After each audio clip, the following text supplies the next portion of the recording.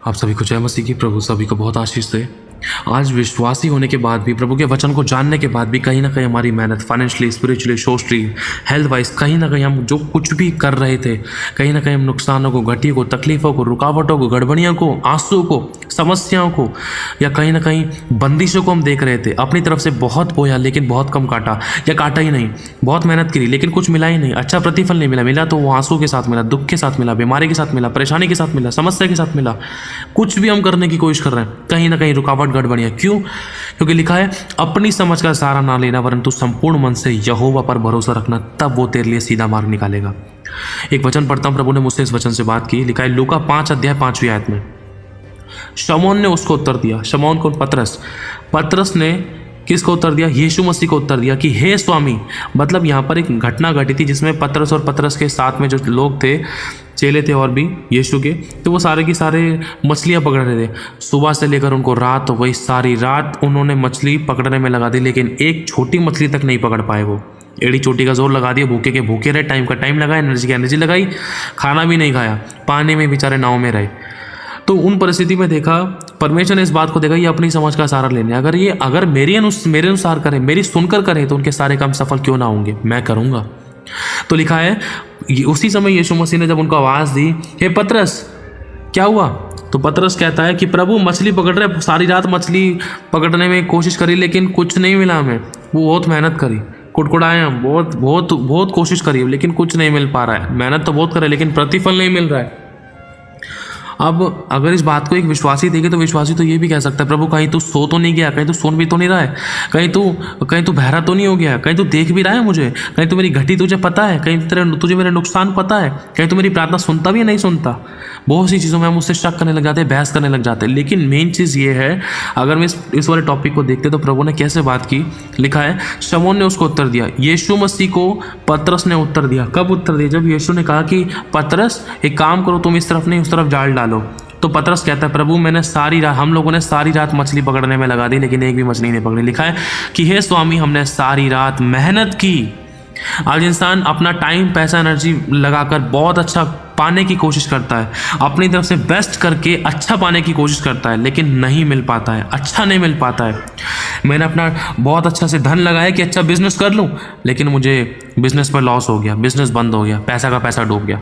मेरा मन करा कि मैं कुछ अच्छा काम खोल लूँ, कोई नौकरी कर लूँ, या किसी के फॉर्म भर दूँ, या यहाँ टाइम लगा दूँ, यहाँ पैसा लगा दूँ, यहाँ एनर्जी लगा दूँ, ये काम कर लूँ, वो काम कर लूँ, यहाँ चला जाऊँ, वहाँ चला जाऊँ, सब कुछ अपनी इच्छा के अनुसार करने की कोशिश की। तो 100% नुकसान को, आंसू को, तकलीफों को, समस्या को, घटी को, परेशानी को, विरोध को, कड़वाहटों को, रुकावटों को देखा। क्यों? क्योंकि बहुत सी चीजें हम लोगों ने खुदा की इच्छा के अनुसार नहीं की। क्यों? अपनी इच्छा के अनुसार करी, टाइम, पैसा, एनर्जी गया, उन बातों को लेकर रो रहे हैं। फिर प्रभु ये काम ऐसे कैसे हो गया, तेरे को जानने के बाद भी कैसे हो गया? हाँ, प्रभु को जानने के बाद भी ऐसा हो सकता है। क्यों? क्योंकि खुदा की इच्छा के अनुसार अगर वो नहीं करा तो गड़बड़ियां हम देख सकते हैं। कुछ भी हम काम कर रहे हैं खुदा से बिना पूछे कर रहे हैं, खुदा के बिना वचन की इच्छा के अनुसार कर रहे हैं, बिना परमेश्वर की इच्छा के अनुसार कर रहे हैं, बिना परमेश्वर की बात माने कर रहे हैं, बिना परमेश्वर की आत्मा की अगुवाई कर रहे हैं, तो नुकसान उठाने लाजमी है। 100% नुकसान हो सकता है, अभी नहीं बाद में हो सकता है, गड़बड़ियाँ हो सकती है, रुकावट हो सकती है, तकलीफ हो सकती है, या कहीं ना कहीं हम किसी न किसी प्रकार की गड़बड़ी को देख सकते हैं, या किसी न किसी प्रकार की समस्या को देख सकते हैं, रुकावटों को देख सकते हैं, बंदिशों को देख सकते हैं, स्टॉपिंग्स को देख सकते हैं, रुकावटों को देख सकते हैं, है ना? क्यों? क्योंकि अपनी इच्छा के अनुसार किया। लिखा है कि हे स्वामी हमने सारी रात मेहनत की और कुछ नहीं पकड़ा, मतलब एक मछली तक नहीं पकड़ी। मेहनत करी है लेकिन अच्छा प्रतिफल नहीं मिला। आज बहुत से विश्वासी लोग हैं, बहुत अच्छे नौकरी, बिजनेस कर रहे हैं, टाइम, पैसा, एनर्जी लगा रहे हैं, लेकिन ज़िंदगी में कोई बदलाव नहीं, कोई आशीष नहीं, कोई बरकत नहीं। 10वां हिस्सा भी देते हैं लेकिन फिर भी कोई आशीष नहीं है। क्यों? क्योंकि बहुत सारी चीज़ें ऐसी हैं कि परमेश्वर की इच्छा के अनुसार वो काम नहीं हो रहा है जो प्रभु चाहता है हमारी ज़िंदगी में कि हम वो करें। लिखा है तो भी तेरे कहने से मैं जाल डाल देता हूँ। अगर इस वचन को हम ध्यान से पढ़े ना, तो पतरस ने एक बात यहाँ पर बोली है, प्रभु देख कि हमने सारी रात मछली पकड़ने में बिताई, मेहनत करी, टाइम लगाया, पैसा लगाया, एनर्जी लगाई, हिचकोले खाए प्रभु, लेकिन कुछ नहीं मिला।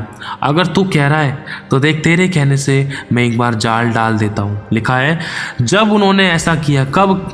जब यीशु ने उनसे कहा, पतरस लोगों से, उन चेलों से कहा कि चल तुम मेरे कहे अनुसार जाल डालो। तुमने पहले अपनी चलाई, अब तुम थक गए, हार गए। अगर अभी भी तुम मेरी बात को मान लोगे तो अभी भी तुम्हारी नाव भर जाएगी आशीषों से, बरकतों से, ब्लेसिंग से। तुम्हारी जिंदगी फ्रूटफुल हो जाएगी, तुम्हारे घर, तुम्हारे खत्ते भर जाएंगे।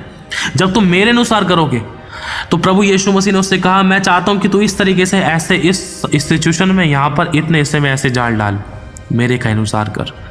लिखा है जब उन्होंने ऐसा किया, जब कैसा, जब पतरस ने चेलों ने यीशु की बात के अनुसार किया तो लिखा है तो बहुत मछलियां घेर लाए और उनके जाल फटने लगे। इस पर उन्होंने अपने साथियों को जो दूसरी नाव पर थे संकेत किया कि आकर हमारी सहायता करो, और उन्होंने आकर दोनों नाव यहाँ तक भर ली कि वे डूबने लगी। सोचो, इतनी नाव भर गई, इतनी ब्लेसिंग आने लग गई उनके पास कि नाव भर गई आशीषों से और वो डूबने लगी। जब परमेश्वर के कहे अनुसार करते हैं तो अपनी तो जेब भरती है, दूसरे की भी जेब भरती है, वरन दोनों की इतनी भरपूरी हो जाती है कि उमड़ने लगता है धन, उमड़ने लगती है आशीष, उमड़ने लगती है ब्लेसिंग, उमड़ने लगता है छुटकारा, उमड़ने लगती है चंगाई। जैसे एक पानी का गिलास है, उसको पूरा भर दिया मुंह, उसको भरे ही जा रहे हैं तो और गिरता रहेगा ना अगल बगल। तो उसी प्रकार से परमेश्वर ने उनको इतनी आशीष, इतनी बरकत दी कि अगल बगल के लोगों को भी आशीष मिल गई। यह देखकर पतरस यीशु के पांव पर गिरा और कहा, हे प्रभु मेरे पास से जा, क्योंकि मैं एक पापी मनुष्य हूँ। पतरस को अपनी गलती का इसलिए एहसास हो क्योंकि पतरस ने प्रभु की इच्छा के अनुसार कुछ काम नहीं किया था। जब वो थक गया, हार गया, जब वो सरेंडर किया अपने आप को, तब प्रभु ने बोला चल अब तू थक गया ना, दिमाग लगा ली, टाइम पैसा एनर्जी लगा लिया, अब कुछ नहीं हो पा रहा ना, चल अब मैं काम करूंगा। अब तू जीरो हुआ है ना, अब मैं तेरे को हीरो बनाऊंगा।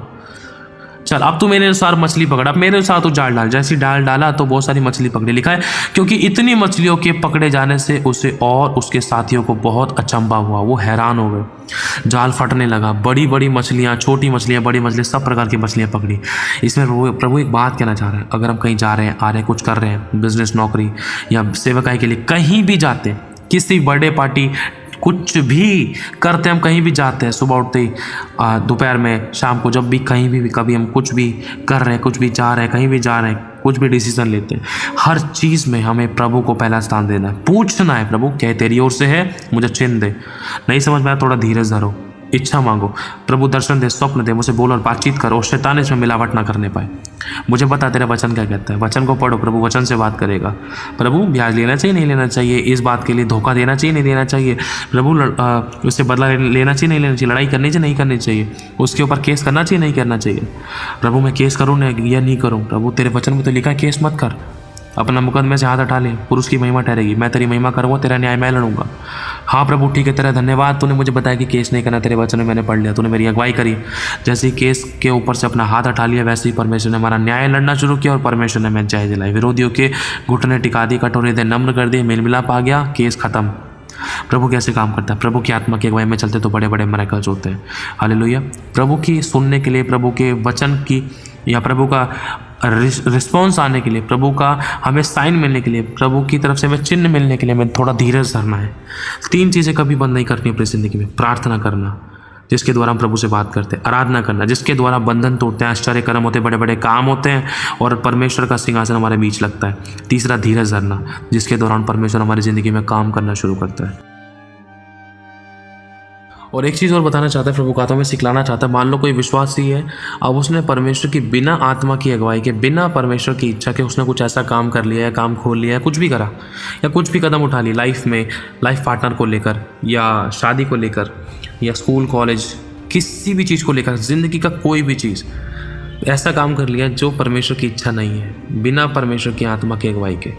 तो जब वो व्यक्ति उसके अंदर नुकसान उठाता है या तकलीफ देता है या आंसू, कहीं ना कहीं आंसू में रहता है, तो वो एक टाइम पे प्रभु को बोलता है, प्रभु मैं तो तुझे जानता हूँ, मेरे को इस वाले एरिया में छुटकारा क्यों नहीं मिला, यहाँ पर मेरे को घटी क्यों, यहाँ नुकसान क्यों हुआ, मैं तो तेरे को जानता हूँ।